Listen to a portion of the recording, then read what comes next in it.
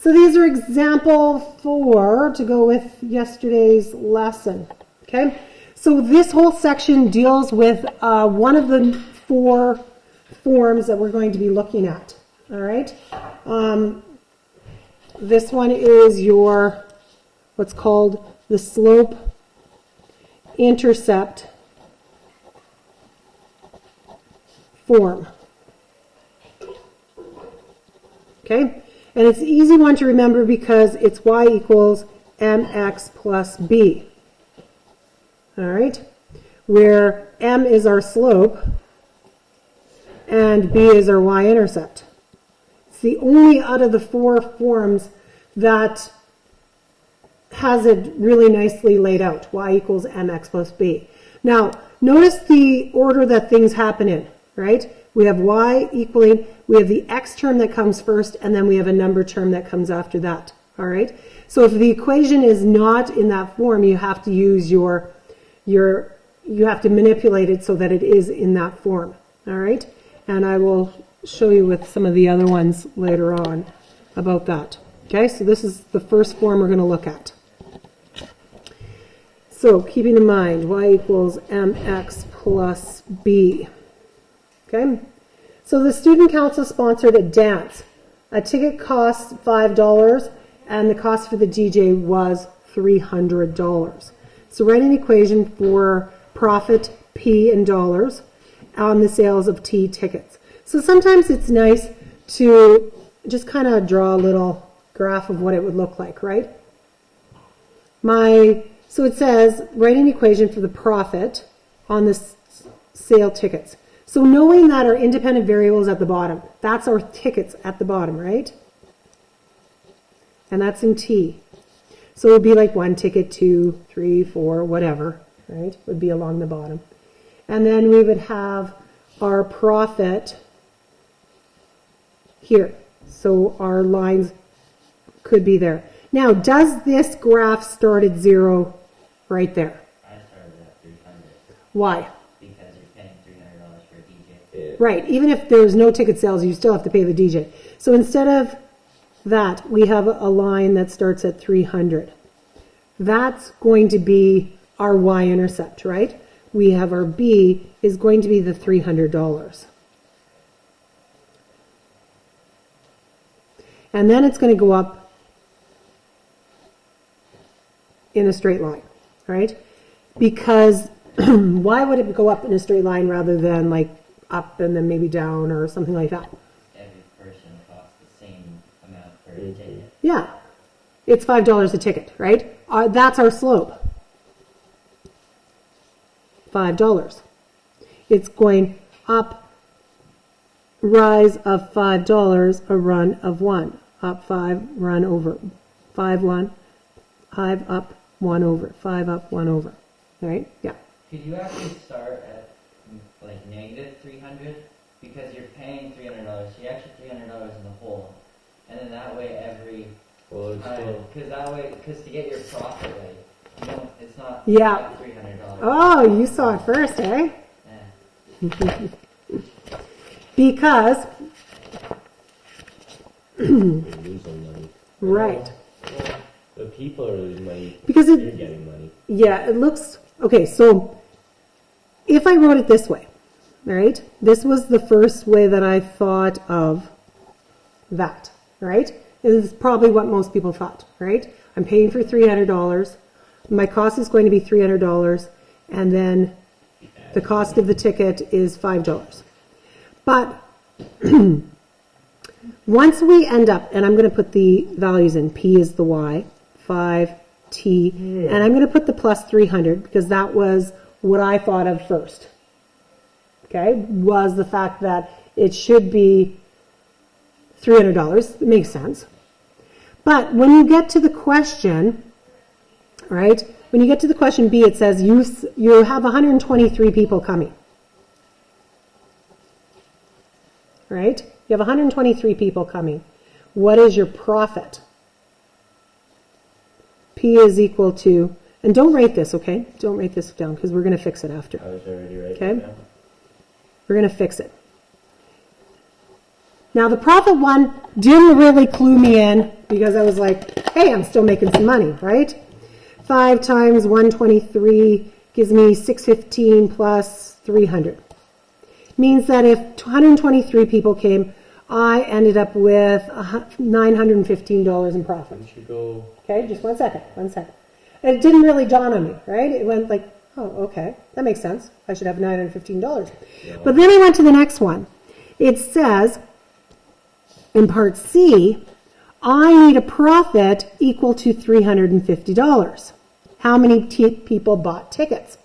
Well, then I went and I used the formula. P is equal to 5T plus 300.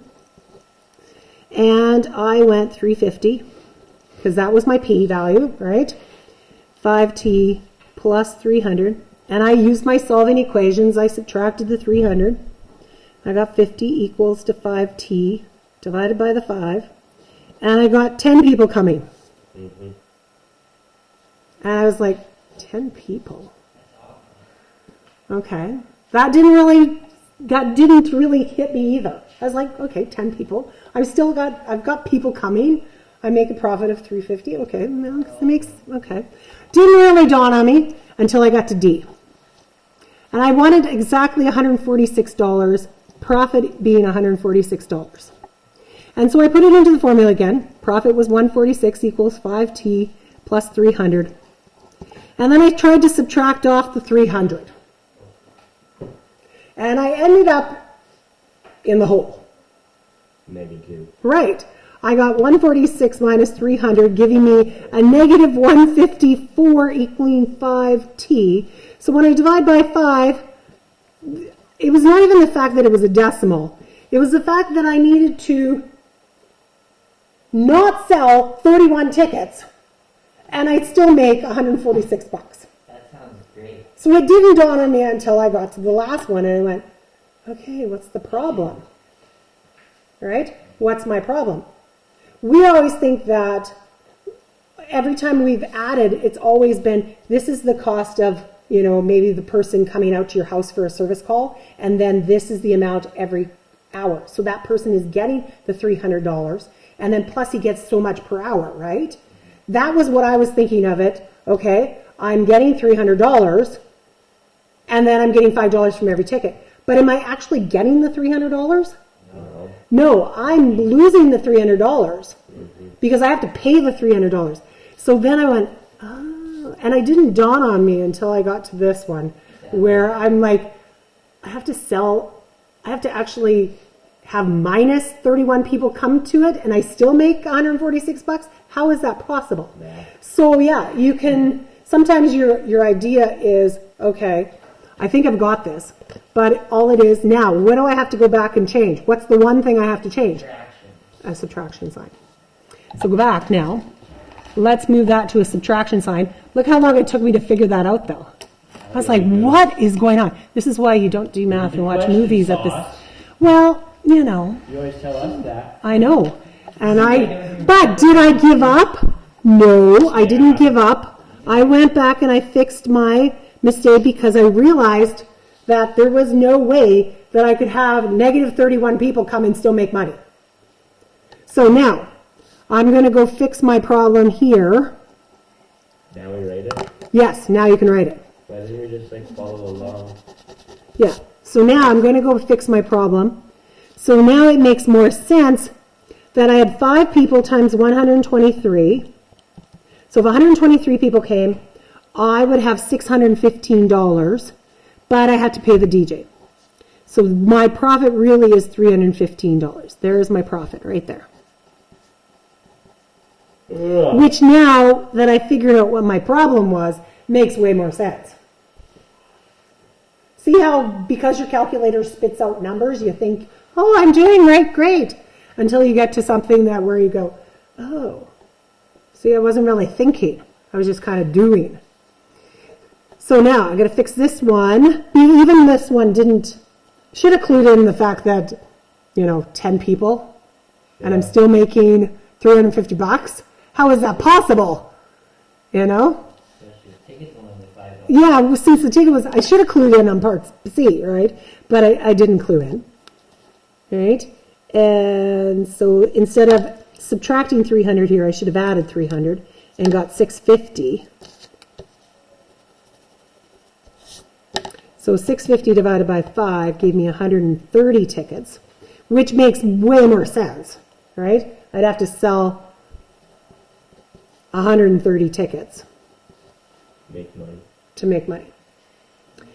And then I had to fix this one. Again, subtraction. So then I was adding. That gave me a positive 450, 446. But then I still end up with a decimal. But at least it's positive this time. I'm not making money from not selling tickets. But I end up with a decimal, and we'll talk about what that means in a second. Okay? So I'll let you copy that down. And then we'll go through what this last one means, and then we'll have to fix our picture. Okay? Because my picture was the thing that misled me. Because you put the arrow up. Yeah. Well, the arrow Well, no, should still go up, but the arrow should be negative. Yeah. Well, I've got it starting at the wrong spot, right? It's funny because I was the one that told you to do that. I know. And I fixed it. I know. So we'll go back and fix that in a moment. Okay, do we understand the $315? That one's a pure substitution one in, right? What about the backwards one? Yeah. Oh, yeah. Are we okay with going backwards? I like it. Sure is. Adding, subtracting first, then dividing. Okay? And that gave me, so tickets should be a whole number, right? They should be a whole number because we can't sell partial tickets. Now it says, could the profit be exactly $146? So justify the answer. What have I proved here? It can't be. No. I'd have to sell 89.2 tickets to be exactly 146. So that means that I'd either have to be 89 tickets, which would subtract off a little bit from this, or it would be somewhere in the 150s, right? So I can't get exactly, not exactly $146 profit. Okay? Can't sell 89.2 tickets. And that's all that's proven. Now, let's go back and fix our picture. So, I'm going to cross that out, and let's put our new picture down here. I'm going to need quadrant 1 and 4, right? 1 and 4, because my y-intercept is negative 300, which means that I need to go down 1, 2, 3. I need to go down here. I just did it on the same one. So, yeah, that's fine. Now, the question is, where did my ruler go? North. There it is. So, here is my line now, right? Now, the question is, could I find that? What is my break even? Oh, you sure could. You just put 0 in P. How many is Good. ticket? Right? So here's my equation. P is equal to 5t minus 300. Right? And P has to be 0. 5t minus 300. And again, right? When do I break even? 60 tickets, question mark? Probably around there, yeah. Right? So I'm going to add the 300 to the other side. 5 is. 5t. 5 times 6 is 30. And I'm going to divide by 5. Yes, 5 into 30 goes 6, and then I still have another 0. 600. 60. So 60 tickets. That's just ticket sales. Like, probably wouldn't even break even at 60 tickets, right? Because you do have other costs, decorations, No, you don't. all that sort of thing. Just Hall, DJ. just the D, the hall rental, No. food, all that It's sort of thing. outside. Food, nope. It's in the field. Okay? So, yeah, we'd have to put that all in. Boys, UAOF. okay? Is there anything about this question that needs to be... No. thought of? I think we're good. Are we good? Like this stuff. You guys, you could also talk. Yeah, well, you could just, be silent asked for a the moment. question if they should answer, No, and but they you did. don't need to answer. Nicole, do you like I did. I asked the question for the people who, Who? That's good. They're good. they're good? Yeah. Oh, thank you, Justin, for talking for them. Just took the full Okay. Let's do, well, there is this other one here. the understanding. I think we're good. I'll leave this one for you to try out on your own. The other thing that I wanted to do was, where was the cards here? They don't have some of them in this assignment, but I think it's also important in the fact that can you manipulate an equation to put it in y equals mx plus b form? Okay?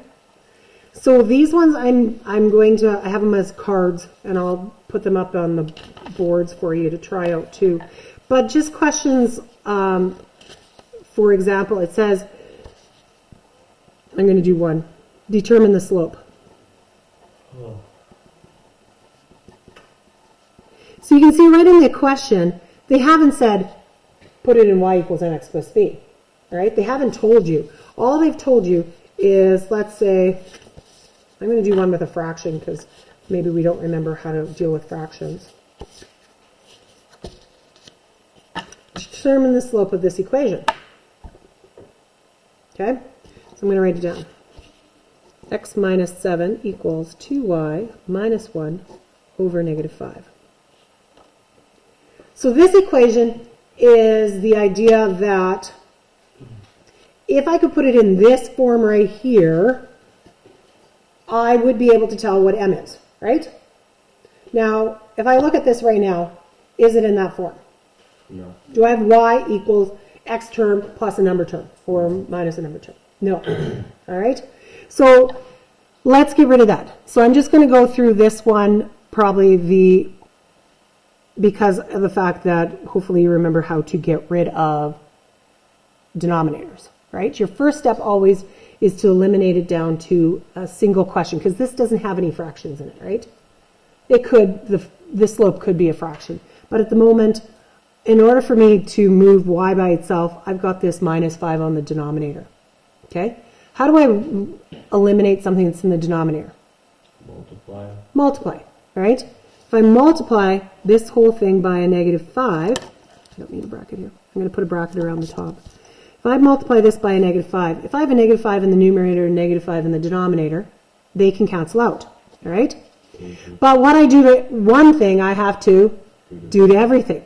So that means that I have to multiply this by a negative 5. I'm going to use a dot. Negative 5, right? Everything else has to get multiplied by a negative 5. Mm-hmm. Okay? And that's the reason why I don't have to do the numerator. That's why I put it in a bracket, right? Remember, it's all there already. This is all one term. So I'm going to clean this up. I get a negative 5x. I get a negative 7 times a negative 5, which is positive 35. And these cancel out. I'm left with 2y minus 1. Okay?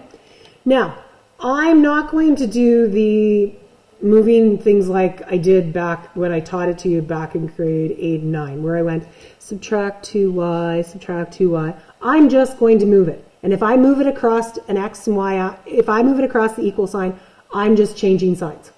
Okay? Are you supposed to multiply in that side? Which one? I got like 10 y. No, because the denominator, this whole thing is being divided by a negative 5.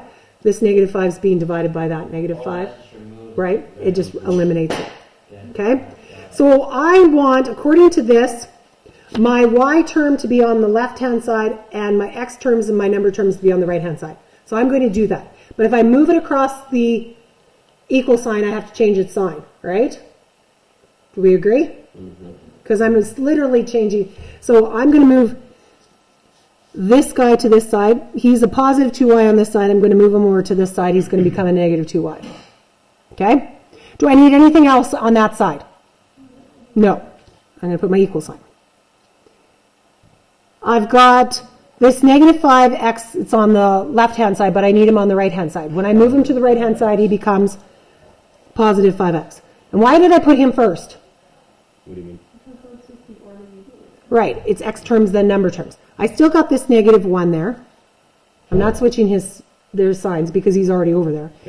And then I have to move him, so he becomes, the other side, he becomes a negative 35. See how I moved things? I left the things I needed. This guy stayed the same. He's right there. This guy needed to move this side.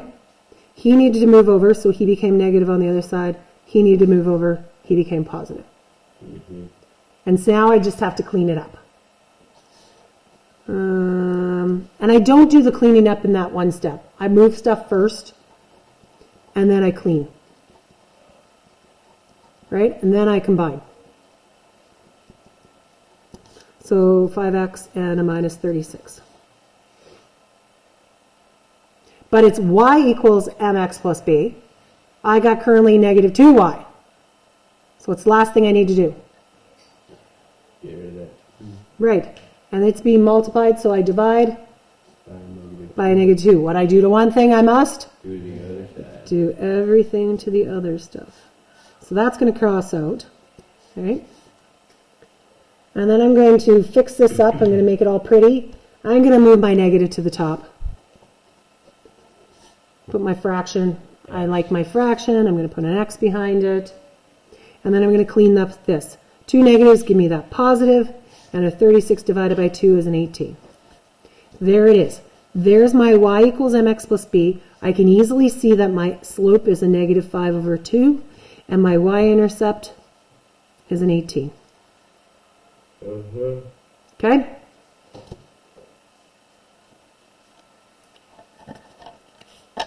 Yeah. All right. So there are cases where, I don't think it's in this assignment, but it is a possibility that could be not in another form. So I want you to get used to this, because once I introduce the second, third, and the fourth form of the question, you have to be able to manipulate it to move it into those other forms. Okay?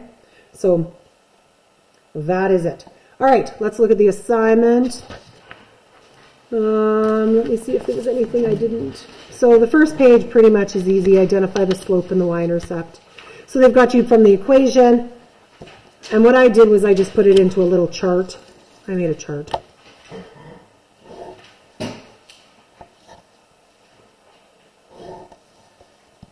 It was the easiest thing. You know me. Must have it organized. And then it went A, B, oh no. A, B, C, D, E, F, and then I went slope, y-intercept.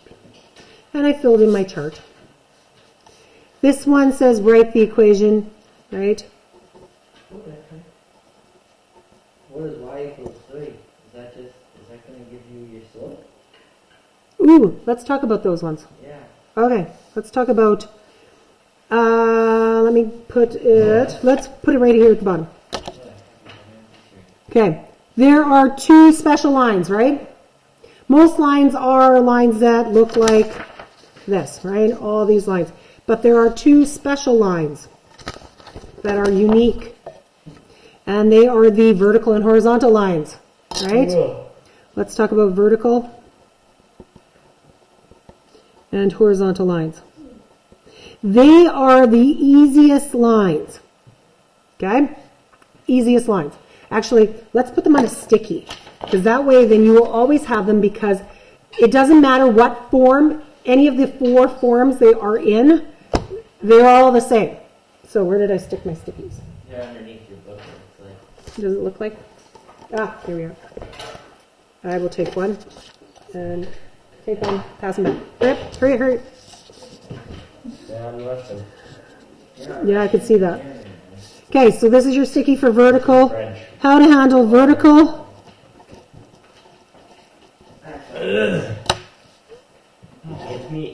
And horizontal No, you're just asking me. And I wasn't even trying lines. No, you're just trying so hard. to be slow. Okay, hurry. Vertical and horizontal lines. There it is, right there. That's how I started doing. Because they look very different than others, right? They have unique slopes. One is a zero slope and one is a undefined slope. So that's going to do things to your equation, Like what? okay?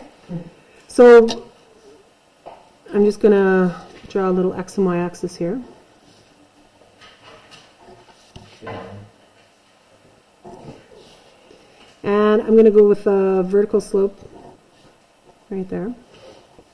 And I'll put my other one. So I'm going to use the lines with the arrows. My x and y axes don't have lines. Okay? So there is the two cases there of vertical and horizontal lines. They look like that. Okay?